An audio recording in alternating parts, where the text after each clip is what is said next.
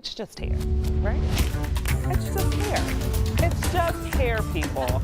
I'm telling Angela that I just cut some of my hair to try to shape it up better. Yeah. It's just hair. I have cut my own bangs before with the scissors behind the Weather Center. How did that go? Most of the time okay, but then when I go to get it really cut, my sweet hair lady's like, did you do something? Well, maybe just a little. Yeah, we say it's no big deal, but the professionals always know. Welcome in this evening. We're having a little girl chat tonight. Our dear Scott, he is getting some personal time off. Much deserved. Much deserved, absolutely. So let's actually start things off with the weather. Yes. It has been a hot one, a hot mini, I should say. What can we expect? What relief? I know we've been talking about the rain because of my landscaping. Yes. So not a lot of rain on the way. No, you're going to need to keep watering the flowers. Good idea. You know, we talked last week about conserving energy, making sure your curtains are closed or the blinds are closed. That's a good one. Not putting extra lights on in the house if you don't need to. And when we start to move into a drier weather pattern, it's a good idea to remember those water conservation tips as well. So okay. Don't leave the faucet running when you're brushing your teeth. Well, you never let the water run. No. And you don't, you know, if you can cut back on watering the lawn or water the plants every other day, a good idea. Because we're about 2 inches below average for the month so far. So we are in a dry weather pattern and hot too. Officially 95 this afternoon. That's the hottest we've been all year.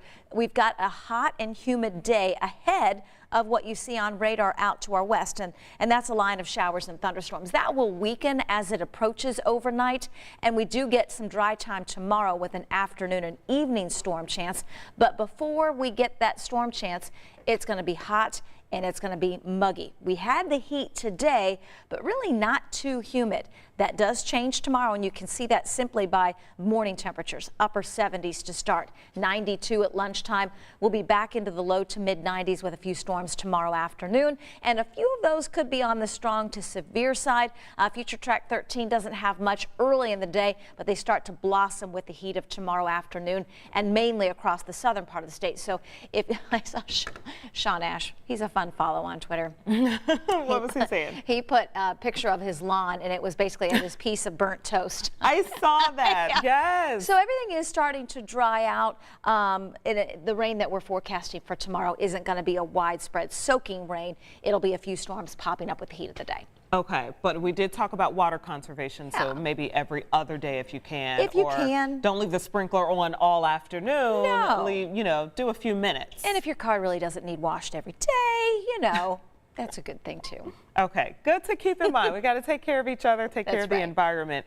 Speaking of taking care of each other, the big question of the night, if you want to chime in our comments, what do you think can be done to curb some of the crime that we're seeing in our communities? So across the country, crime has been up. We all are aware of many of the things that have been going on in the community as far as this pandemic alone, and let alone rising gas prices, with the inflation, rising prices of everything. So I think it's creating a very tense situation. Yes. High stress. We're seeing a rise in crime. So it correlates, and it's not just the central Indiana community, several communities in central Indiana. It's across the nation. So here's what's happening. In Indianapolis, we just saw a 101st murder. But Emily Longnecker, one of our reporters that you'll see tonight at 11, here on Channel 13, we want you to tune in. Her report, she went up and talked to Castleton Estates, which is on Indy's north side. Yeah. And there's a community there. In 9 years, they have not seen one burglary or property damage. What? No burglary. In 9 years? No property damage. 9 years. They have 327 homes in that community. Wow. And you know what the answer they said? What? They said it's because they have a community watch club.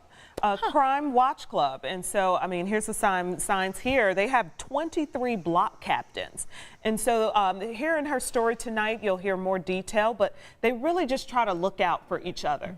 And I thought, oh my goodness, I wonder if the answer is that simple. You know, we don't really know our neighbors anymore. We don't speak to our neighbors. I think so often people are just coming and going so fast. We need to take the time out to look for our neighbors, meet our neighbors, greet our neighbors, watch out for them. I think a lot of people do that. I try to do that with my neighbors.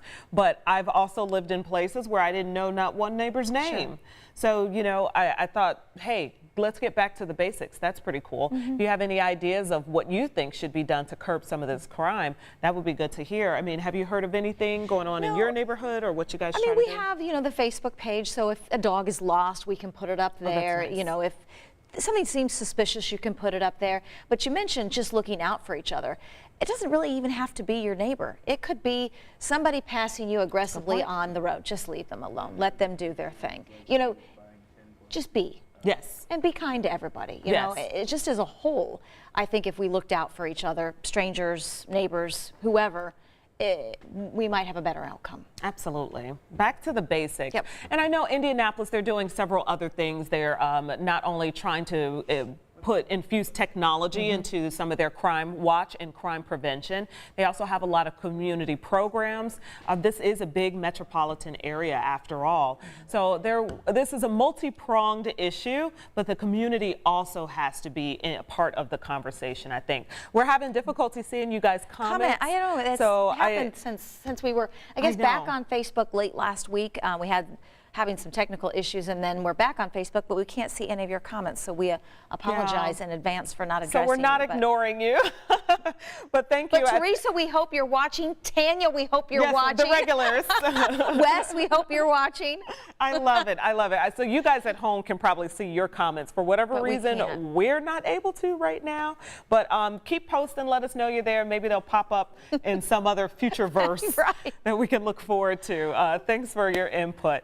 Let's get one more check of the weather before we go. You got it. Be prepared for a hot and humid day. We'll be at 78 at 8 a.m., 92 at lunchtime. So remember your pets, your neighbors. Everyone's going to need a little extra attention tomorrow.